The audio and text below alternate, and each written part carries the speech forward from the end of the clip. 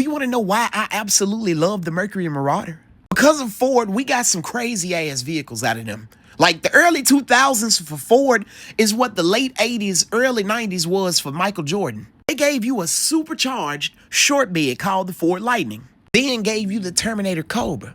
And then gave you the Mercury Marauder. However, this Panther in particular belongs to somebody who arguably has one of the cleanest Mercury Marauders in all of the community, right?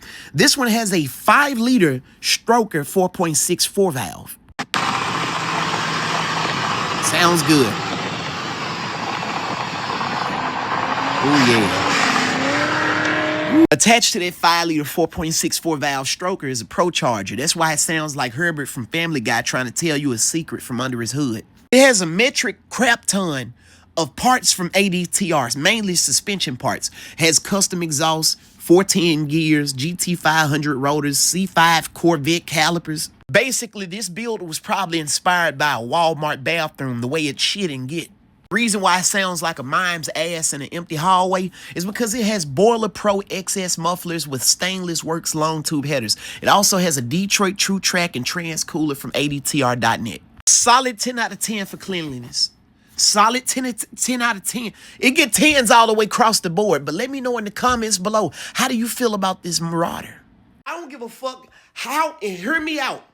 I don't give a fuck how many sports cars, Mustangs, S650 variants with 850 horsepower apiece that Ford come out with. Ford, Dodge, Honda, all these motherfucking car companies, they're no longer ran by car guys. They're ran by suit and ties controlled by shareholders. Every motherfucking car that roll out these goddamn car companies are nothing more than crossovers or some half-ass built overweight ass sports car. This marvelous piece of history is driven by Brian Moose. This is his 1966 SC Cobra. Looks great. But what makes his car so special is it has 547 cubic inches worth of Ford big block under the hood of it. No coyote swap, he ain't needed. It has a Stealth 4500 Sniper, Cobra Jet aluminum heads. It has a built C4 trans with a built 8.8 rear end, along with some American Racing 427 wheels. We talking about nastier than a newly married couple going on a Bahamas trip. We talking about nastier than a Motel 6 bedroom under a UV light.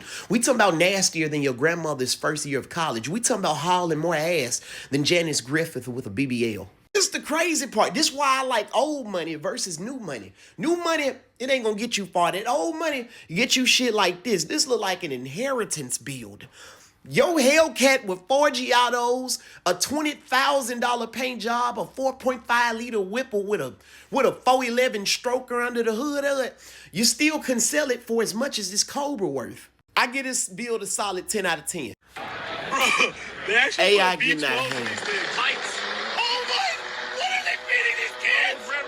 A 6-second pass. As a child, it started here for all of us. For a lot of us, actually. If you had one of these, this was your Terminator Cobra, your Mustang, your Hellcat, your Mercedes-Benz. It was whatever you wanted it to be. You've not lived until you went down a nice size hill and damn near broke your neck in one of these. I don't suggest you throw a V12 on a little tight car, but there's an alternative. Buy a smart car and Hayabusa swap it. Hear me out.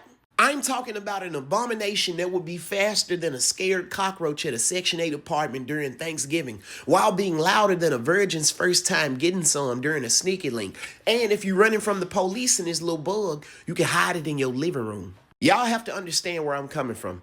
Us as millennials appreciate things like this because we never really grew up. We got older physically. Our physical form that holds our spirit grows old, but never the spirit. We always on this type of timing.